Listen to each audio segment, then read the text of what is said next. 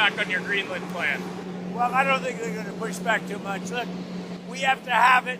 They have to have this done. They can protect it. Denmark, they're wonderful people. And I know the leaders are very good people, but they don't even go there. And, you know, because the boat went there 500 years ago and then left, that doesn't give you title to property. So we'll be talking about it with the various people. We've had tremendous success, and I've done more for NATO than anybody else. I don't think you'd have NATO right now.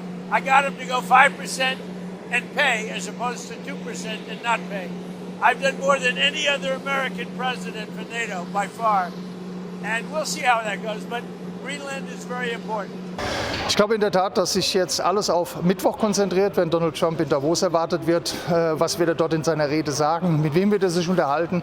Und wie wird dann die Lage eingeschätzt werden danach? Bis dahin wird es wahrscheinlich tendenziell eher weitere kleinere Abfallkäufe geben. Und man hofft eben, dass es dann doch noch zu Gesprächen zwischen der EU und Donald Trump kommt. Allerdings habe ich tatsächlich in diesem Fall meine ernsthaften Zweifel, denn Donald Trump hat klipp und klar gemacht, dass er Grönland haben will. Und das, was er jetzt macht, ist nichts anderes als Erpressung.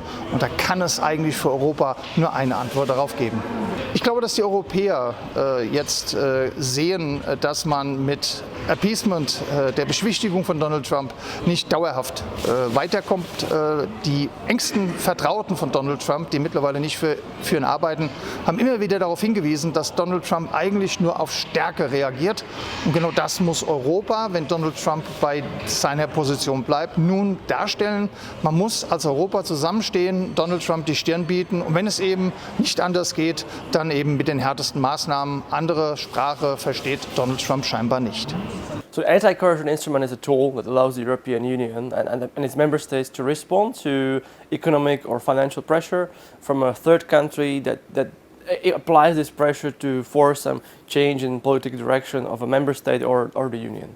So basically, it's about international trade and financial pressure. So in case a third country, so non-EU member states, threaten a single member state of the Union or the Union itself with tariffs, like now we see with Greenland, or with some investment restrictions, then the European Union can respond in kind and can adopt tariffs or restrict foreign direct investment flowing to the Union from that country, or prevent the businesses of that third country from operating in the Union. Where the European Union can go is really restrict operations of US tech giants that are also very close to Trump administration. I think that would send a really strong message of Union to President Trump that, look, we can inflict pain not only on the country but also on the people who are very loyal to you. So I think US tech giants will be the first that come to mind. EU has really withstand US pressures that came with Trump administration. You know, we all remember the Liberation Day and the immense tariffs that Trump imposed on the European Union. At that time, the EU really resisted temptation to adopt retaliatory trade measures because they feared it could result in increased inflation, and also it could impact negatively the economic growth within the Union, but also the trade relations.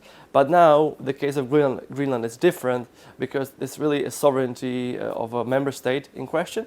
We see Donald Trump really insisting on having sovereignty over Greenland. So the seriousness of the situation calls also for more serious measures. The U.S. economy is doing quite well. As President Trump says, we have a hot economy. We have trillions of dollars coming in terms of investment, and we expect that to accelerate this year. Good to be back in Switzerland, and I think that the U.S.-Swiss relationship, after a rocky period over the past few months, is back on a very good track. What do we want to achieve? I think the message is America first does not mean America alone. And I think President Trump will be talking about this is what American leadership in the world looks like. The U.S. will be hosting the G20 next year. And I can tell you in the finance track, we are going to identify the lack of growth as the greatest threat to financial stability. So we are going to be pushing for growth, for deregulation. I spoke to President Trump, and evidently there are a lot of inbounds, and I think everyone should take the president at his word.